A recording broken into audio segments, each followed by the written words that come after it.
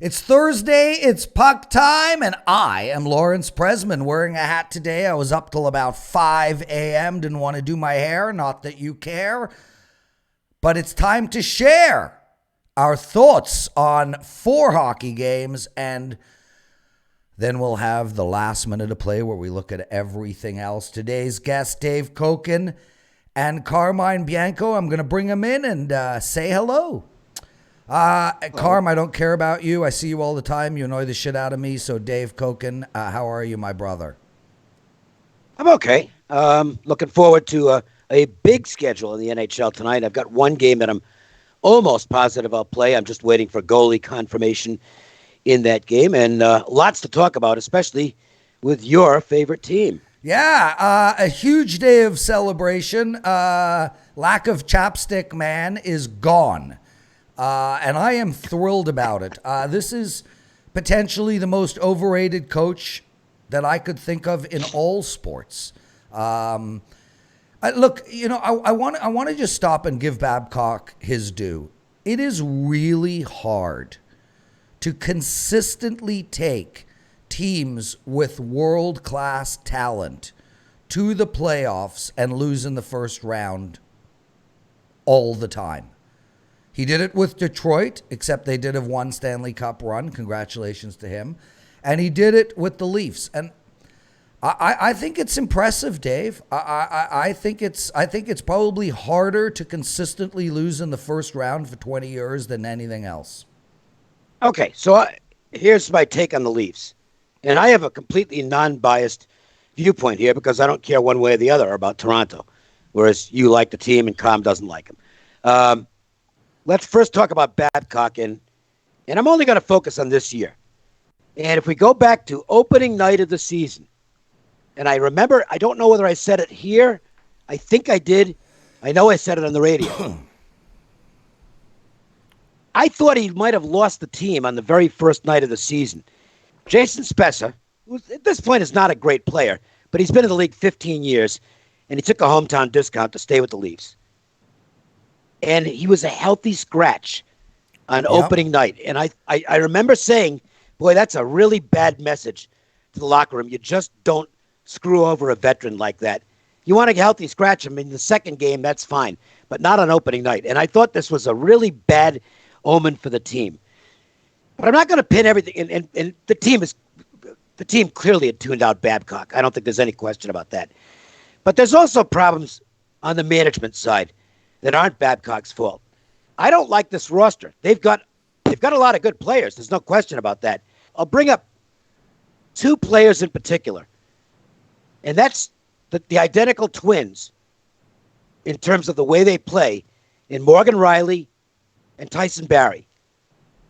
Barrie look, you can't take a 70-point guy, a clearly offensive defenseman like Tyson Barrie, and put him on the second power play unit where he doesn't get any chances to play his game, which is the quarterback, the power play. The guy's got, 5 assists in 22 games? You don't make a deal like that if you're not going to make Tyson Barrie your head man in the power play. And you can't do that because you've got Morgan Riley already. So that's where you go to management and say, what are you doing? Why are you making deals like this? Because that's the kind of thing that can screw up a team's chemistry. I'll guarantee you, the Tyson Barrie, well, I don't know if he said anything publicly, but I will guarantee you he's one of the happiest players in the National Hockey League right now. The guy's a free agent at the end of the year. Yeah, he's looking at maybe getting $8 or $9 million a year, and he's getting no production in Toronto. That's costing him millions of dollars. That stuff spreads through the locker room, so it's not just the coach. Yeah, no, I have to agree with you there. Listen, it's his contract year. They brought him over to be an offensive defenseman, and the guy is not on the power play, or at least on the first line. I understand the Leafs are going with a one defense power play, but there's many teams with offensive defensemen that have had 2 defense on a power play and succeeded, and the Leafs aren't doing it. Now, before we went there, I was watching the Dubas, the GM, his media conference right now, and he talked about how let's now have a referendum on the Leafs after a couple of weeks. This is a long-term process in changing the coach and seeing what they do. And sure, give Sheldon Keefe some time. To reiterate something that you said, it's not that I don't like the Leafs. I actually do like the Leafs. I don't like some of their fans. Yeah, I don't want to hear about this nonsense. Because of their no. But listen, Carm, check your phone. Forward. I just texted you. Let's get on with this show, please. Yes, I understand. Okay, so let's get on with this game. Yeah, but check your phone, dude, and respond back to me. Thank you. All right. Okay. Well, as for this game, look, you've got Toronto coming out of Las Vegas, and we know how teams do, whether it's a fluke or not. It's going on for 3 years now, where you don't want to play on a team in their first game out of Las Vegas. The flip side of it is, I don't basically ever go against a team right after a coaching change. In fact, I'm looking to play on a team after a coaching change because I do think it creates a positive spark. So I'm going to wait for the Maple Leafs to win a game. And if it's tonight, I'll get on them in their next game and try and ride what might be a hot streak before they regress to whatever their norm is.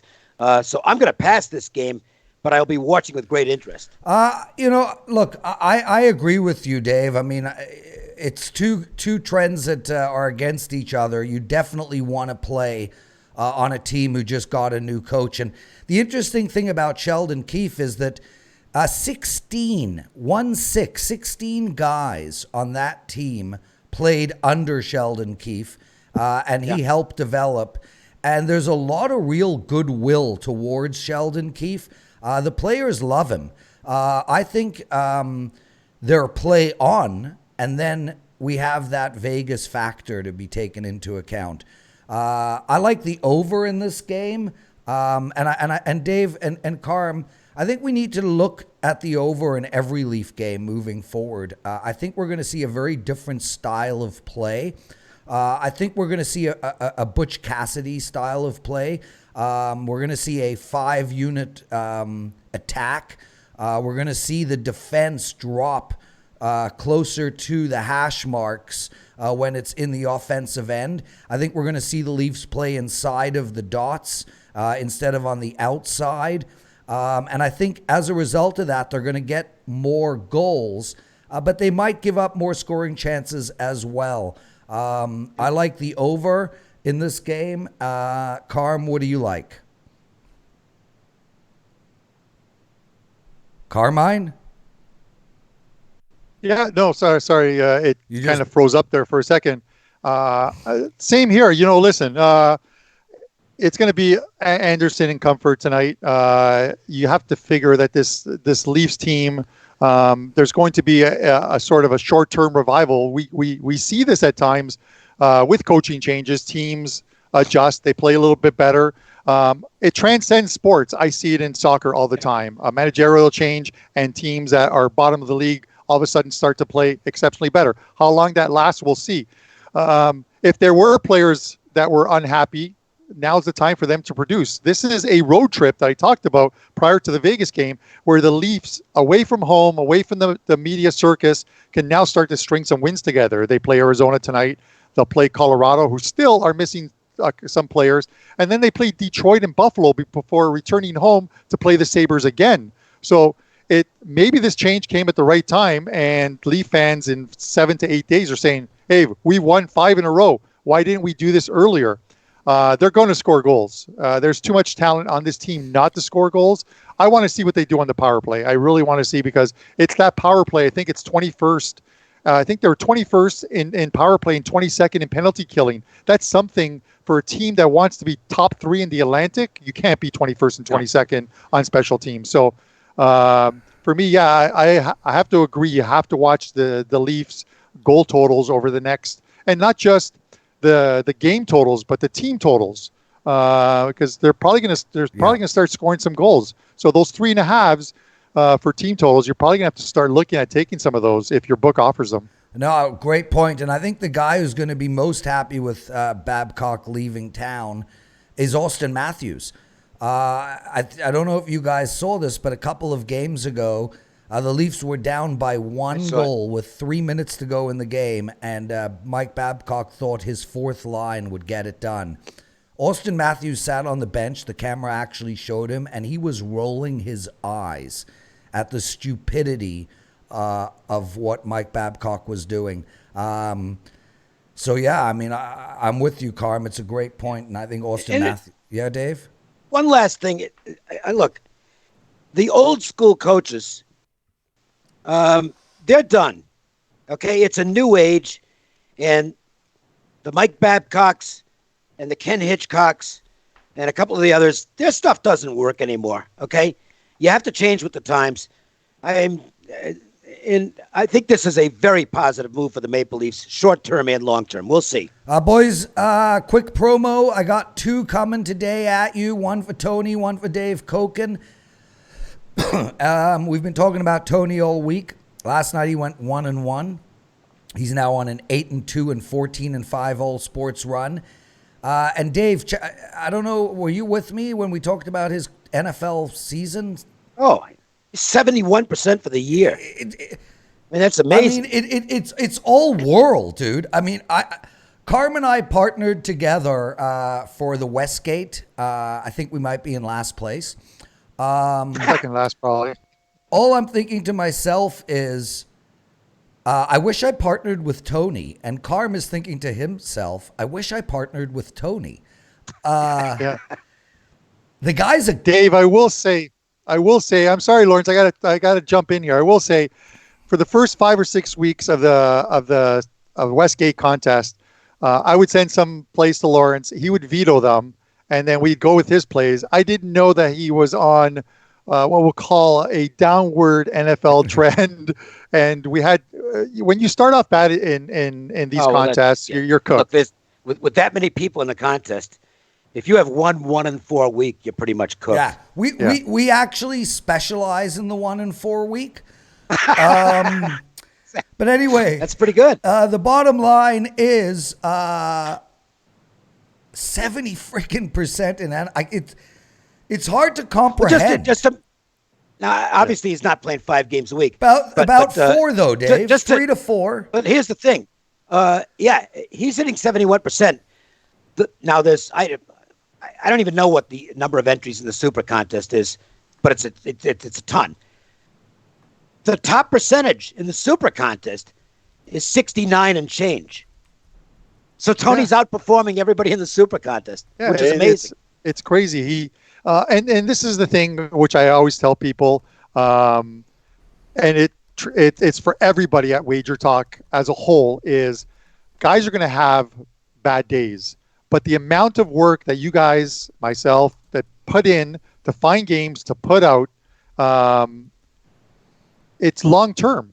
Long term is everyone is going to be profitable. So 71% is just absolutely sick in an NFL season. But you know what's sicker? And the thing is, he's been doing this every year. It's not a fluke. This is like Tony's one of the original Wager Talk guys, I guess, and he's been with the company 6 years, and his NFL numbers are absurd over that period. He's really good. 61% in 6 years of NFL. Incredible. Anyway, guys, I took $100 off of his monthly package. Tony 225. And now I'm going to do a scroll change. Buster Sports, and then we'll get to Dave Cokin. Boys, the New York Islanders, they're hosting Pittsburgh tonight. Every time they play each other, it seems to be a bit of a doozy. Pittsburgh went up by a few goals last game, and then the New York Islanders came back and won it in overtime 5-4. This New York Islanders team has not lost a regulation game in 15 games. We're seeing something special here. There's no stars on this team. Well, yeah, there is. Okay, there's no... Come on. Barzal is a very elite player. Okay. There's one very elite player on this team. Well, he is. What they have, Dave, is the best coach in hockey. Well, he's got a system that works. And the point you made is actually accurate. Because despite the fact that Barzal is one of the best players in the league, he doesn't stand out from anybody else in this lineup. They all play the same style. They all buy into what Trotz has put together. And that's what happens when you bring in a Stanley Cup winning coach. And now the talent's improving. This is a good hockey team. Yeah, it's unbelievable. Tonight they're playing Pittsburgh, as I mentioned, and they are a minus 135 favorite with a total of 6. Dave, what do you like in this one? Well, I think the Islanders got a little payback last game against the Penguins because the Islanders had that winning streak had come to an end in a game where they blew a third period lead and then Pittsburgh beat them in the overtime. So they got some revenge. I don't like backing. This is the second of back-to-backs with these teams. And I don't like backing the team that won the first game. But I don't want the Penguins either because the Islanders are just playing really good hockey right now. So, it's kind of a game that I think I might sit out. But the way these teams have been playing one another, I think you can make a case you're going to get goals. They've been going up and down the ice with one another, and you could see a high-scoring game. Yeah, I agree with that as well, and I think 6 is a low total here. I like the over, too. Carm, what do you think about this game? I'm kind of leaning to the under, and I'll talk about the Islanders first.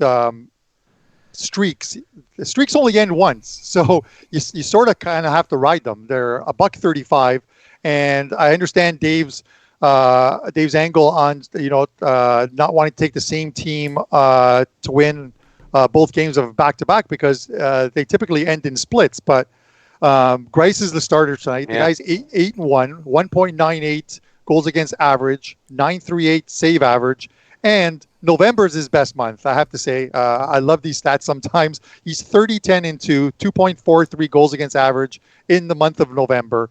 So maybe there's something about the month of November. Matt Murray's likely in net tonight, 9-4-3, 2.52 goals against average, 9.10 save average. But the funny thing is November is his worst month at the 13-11. And I'm not saying you take those stats and you bet them just because of that.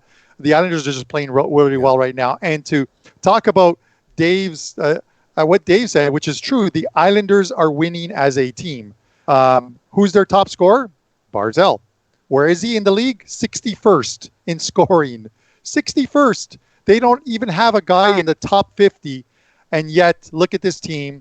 29 of a possible 30 points they've picked up. It's just unbelievable. How do you not continue to take them? And at some point, they're going to dip. But like I said, a streak only ends once. So we'll see. I'm going to back the Islanders here, laying $1.35. He's Carmine Bianco. You can find him at wagertalk.com. He's the best NHL expert around. His soccer is ridiculous. And Carm, you're a parlay player. You should like maybe include some of your ridiculous parlays for your long-term members. Just stick them in at the bottom. Because Dave, I can tell you this. I don't bet parlays because I just can't win them. Carm lays down 5-team, 4-team parlays on a regular basis and literally ends up at the massage parlor later that night celebrating. Ooh, really? They are, Dave, I want to say, because I always talk about bankroll management. These are not big parlays. They're like a half of 1% because I sort of advocate the same thing as parlays are bankroll killers, just like college teasers are. They're probably the dumbest thing you can do. But people like action. They like to have something out there. So, and guys keep asking for them. So in the comment section, once this video's up, I will post my daily parlay bet. Yeah, I think you should do that for sure. Hate or follow. Guys, talking about a coaching change.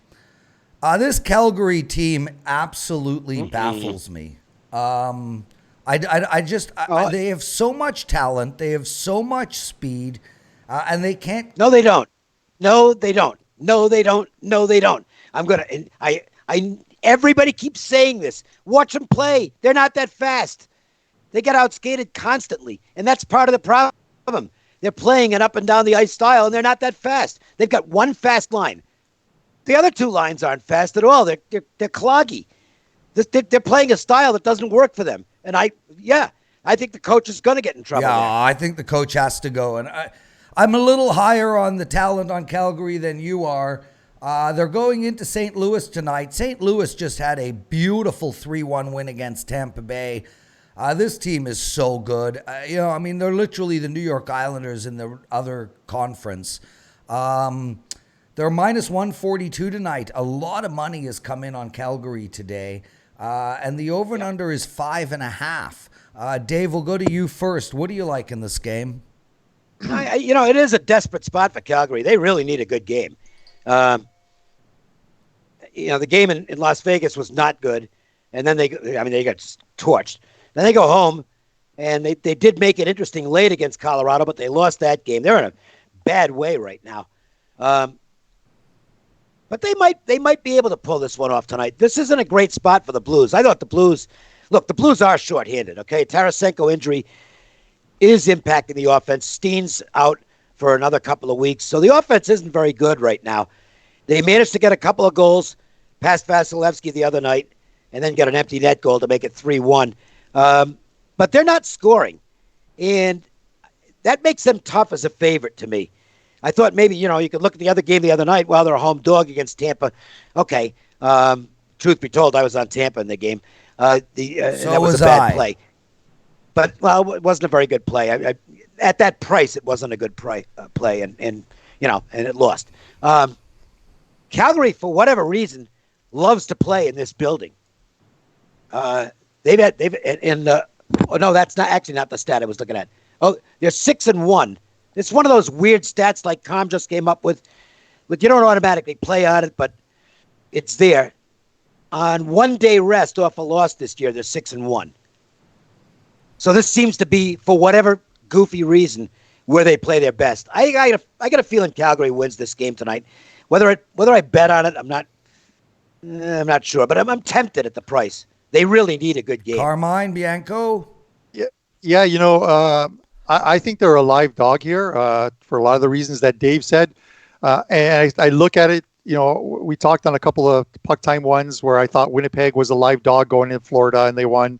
Edmonton going to San Jose and they won. Spots where you would think that the team is struggling and how are they going to win away? But this Flames team, and I want to talk about one player in specific with the Flames. If you look at the Flames, it's almost like a golfer. When his swing is gone, you put them side by side and you wonder where the difference is. And you look at Calgary last year and you look at Calgary this year, and I'm gonna pinpoint one guy who's completely different is Johnny Gaudreau. Johnny Gaudreau last year when he played was an up the middle, down your throat kind of player. He took hits and he scored. This year, Gaudreau is afraid to get hit. He's a perimeter guy. Look at him. Watch the games. He's playing on the outside. Yeah. He's not generating anything up the middle. Gaudreau has got to change his game. And I'm sure that it's been evident.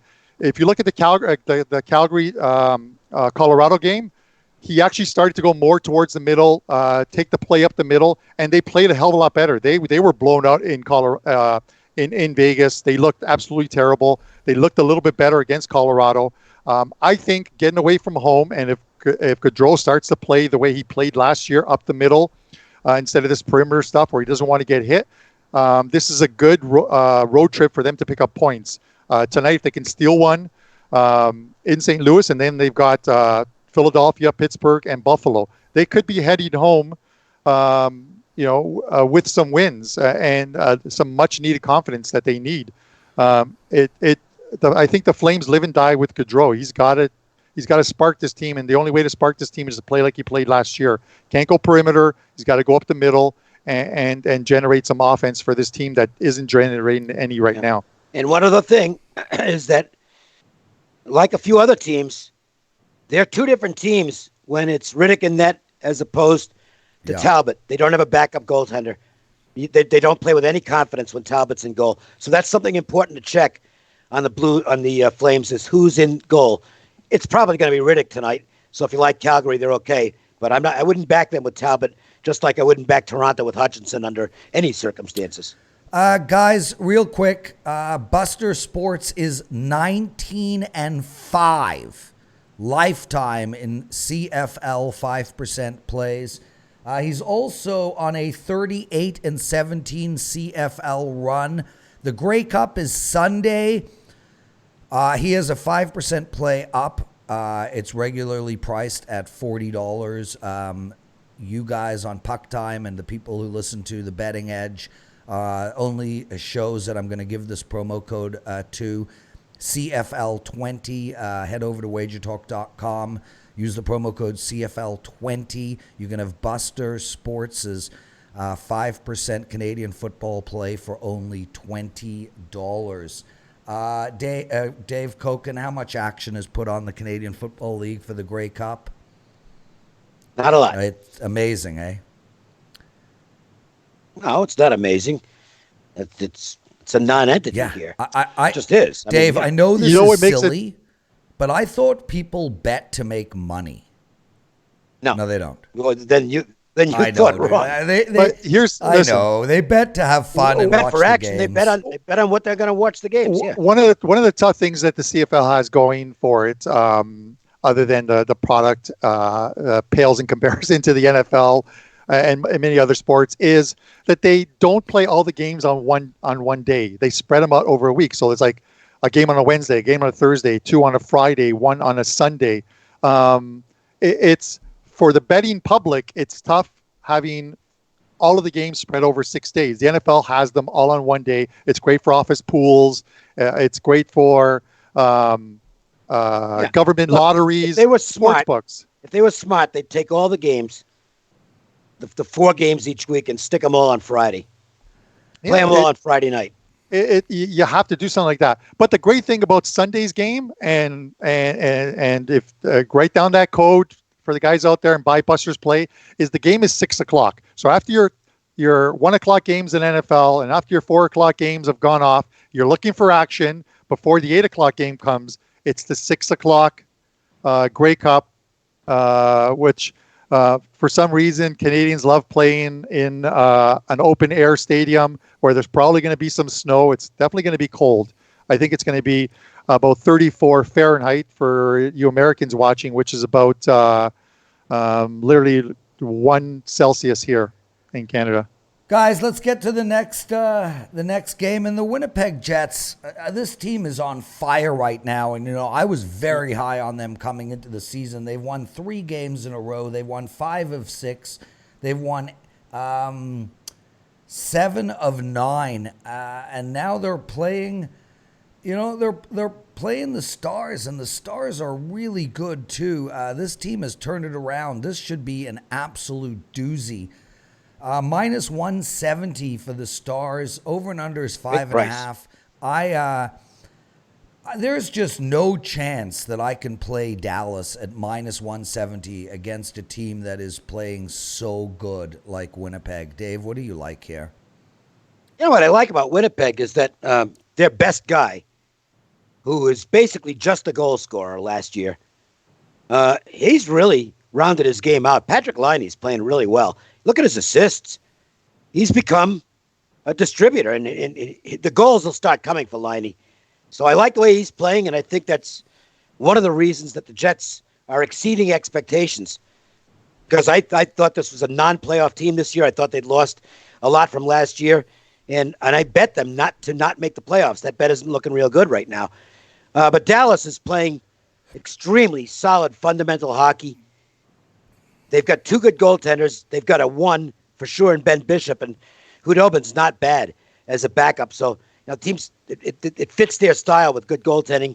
And Jamie Benn, after an absolutely awful slump as far as goal scoring, he got one the other night, and you just knew he was going to come out and pop a couple the next night, and sure enough, he did.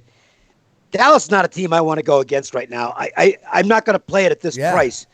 But the Stars are really hot. One thing, though, Winnipeg's done very well against Dallas in the head-to-head series. Yeah, I like the over in this game, Carm. 5.5 is a soft number for me. I actually am going to get to the window on that play, so I expect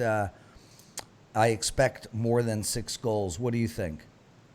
Yeah, you kind of stole that one out of my my comment that I was about to do. Is I know it's the total's 5.5, and the under is actually shaded with 120 juice, but you look at some of the score lines between these teams, and when they meet up, there's 4-2 games, 4-3 games, and I know you can't use what's happened in the past to predict what's going to happen in the future, but it's just one of those things. Sometimes teams get together, and sometimes they score goals. It's likely going to be Hellenbrook and Bishop, and I'm as one regulation loss the last 13 games for Dallas. They're playing unbelievable, 11-1-1. But Winnipeg, it's one of those things where you get on a roll sometimes and you don't care who you're playing. Look at their wins. They beat Florida, who play very well at home, score goals. They made Florida play their type of game. They followed that up with a win over Tampa in Tampa. Then they go to Nashville and beat a Nashville team.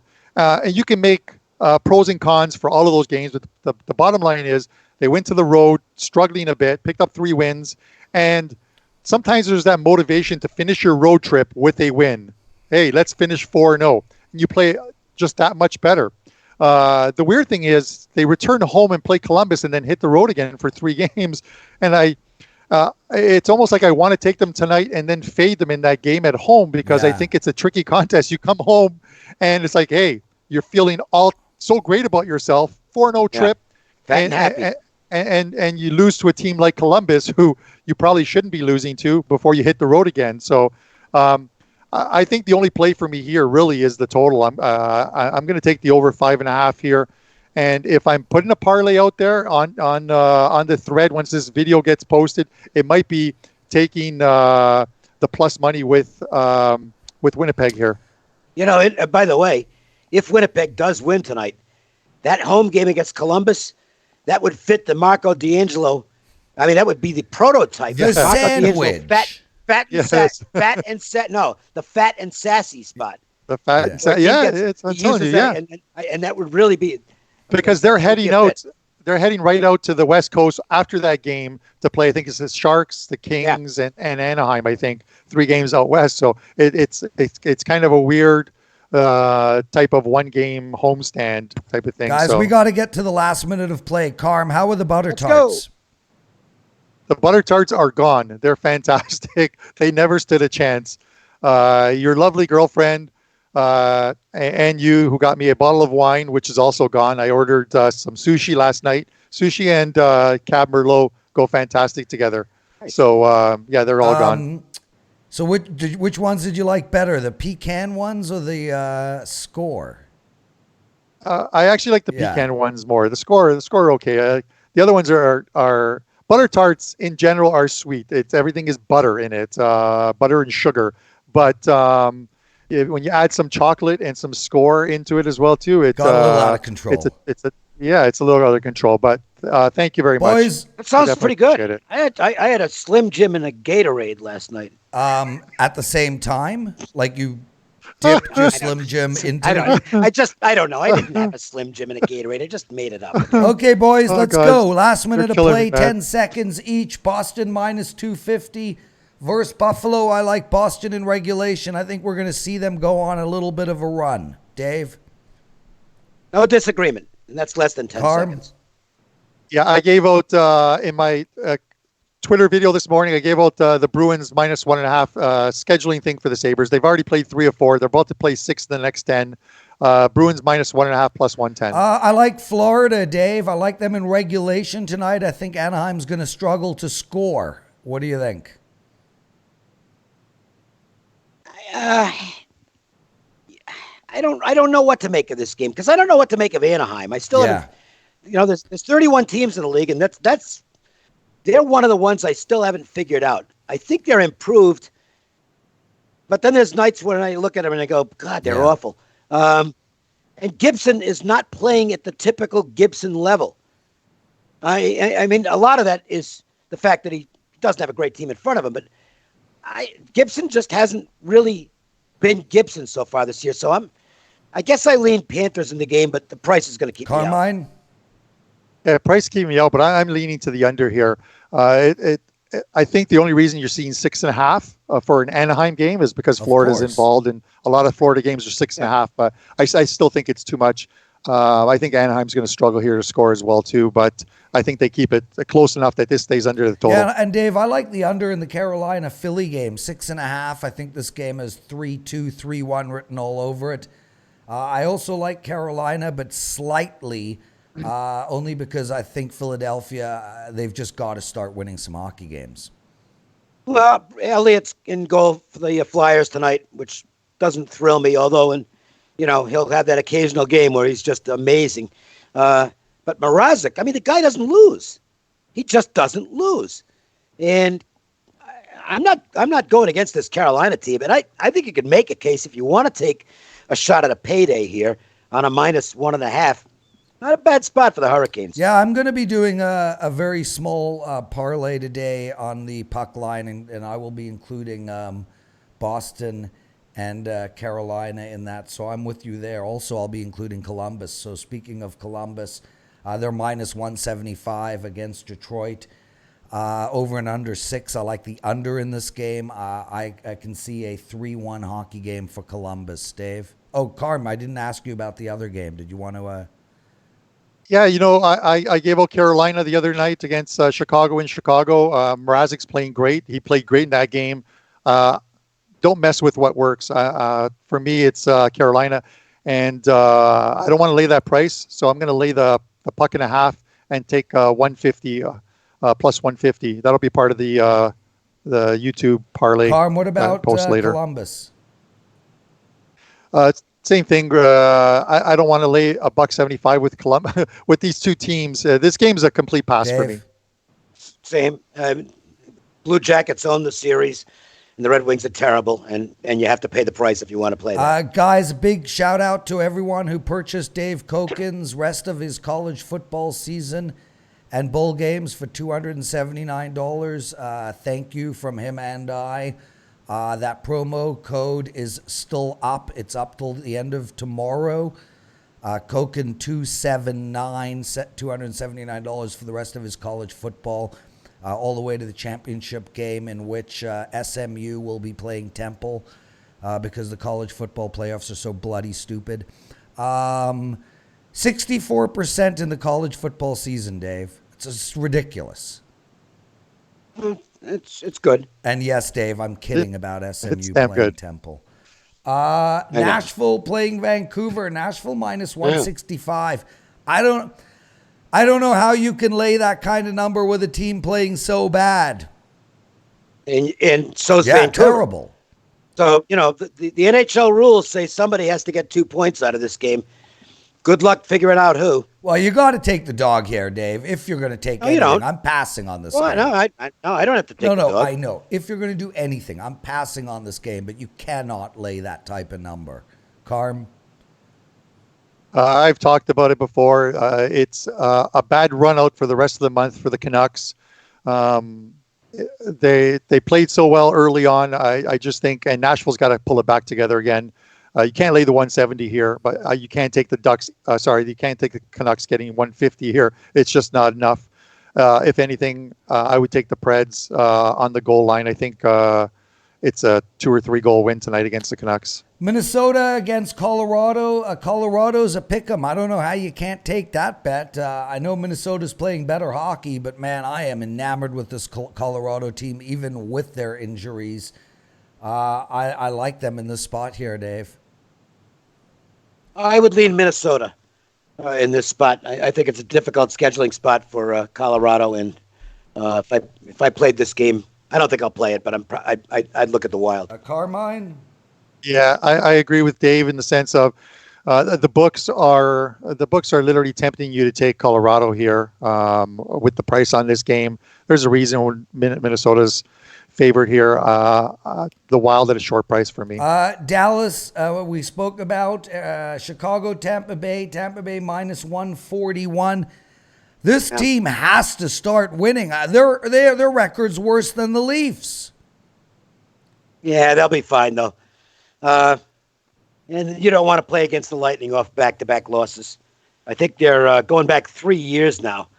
They're 8-2 after 2 straight losses.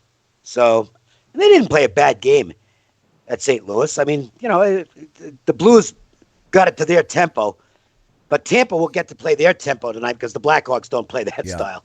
So this figures to be more open ice. Tampa should go in and win this game.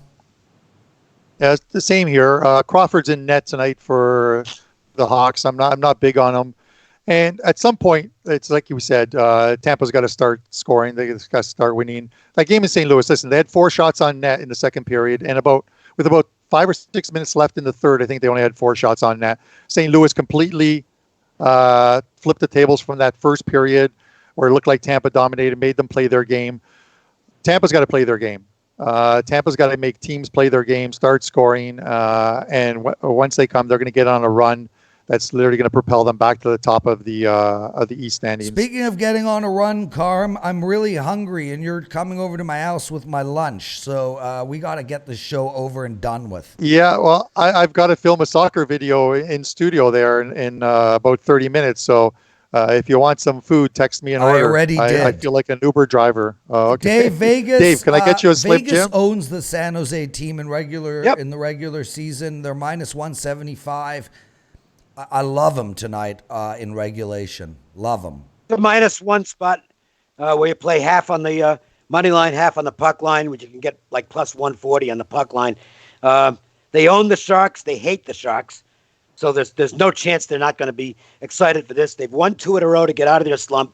And San Jose's bad. They're just a bad team with bad goaltending. Yeah. Aaron Dell, I don't know when the last time he played is. It was the start of the month. And Martin Jones is just Santa Claus in goal right now. Very difficult for me to see the Sharks coming in and getting the upset here. Carm? Yeah, listen, these two teams in the playoffs last year, I think pretty much every single game I had to play on the over. They seem to score some goals. Vegas is picking it up again, and yeah, maybe they played a bad Flames team and a Leafs team that obviously, as we saw, were in need of some type of a change, and they got it. But sometimes you steamroll the teams that you're supposed to steamroll, and you get on a roll. Maybe this is what they needed: a game against Calgary, a game against Toronto, and now the Sharks are next up. It's who's next up. I love Dave's idea of splitting between the puck line and the money line here. I also like the total, so it's a total for me here. You guys see the save Fleury made the other night? Dave, you want to know why? You want to know why I hated that save as much as I loved it? Because I had over 6.5 in that game, and that literally makes it 3-3 and sends the game into overtime, which doesn't really matter who wins at that point. So yeah, Fleury stole a win from me there, and went possibly from the Leafs. Phenomenal goal. I'm all over Edmonton, guys. I've been talking about them all year. This team is incredible. They're playing a slow LA Kings team. Connor's going to have a big night, Dave. Yeah, a tricky spot though. Edmonton ought to win the game, but this is the kind of spot where the Kings sometimes rise up and pull a surprise. Edmonton is still a young team, and they have to be careful about coming in overconfident here. Carm? Yeah, I think it's Koskinen and Quick in net tonight. It looks like Quick 5-8, Koskinen 8-1-2. The guy just doesn't seem to lose. I'm going to take Edmonton. That's the show, boys. Thank you, everyone, for watching Puck Time. Tomorrow's show, the kids are with us, Alex and Andrew. Dave, tip of the hat to you and your college football season. Make sure, guys, to use that promo code Cokin279. Carm, we'll see you in about half an hour. Please leave now. I have told you what I want to eat, and I've texted you Vivian's order. So go. Wow. Okay. Go, Carm. Hey, listen, go. Yes, if you're Why are you talking? Get it Stop done. talking and leave. I'm hungry. Bye, everyone. Bye now.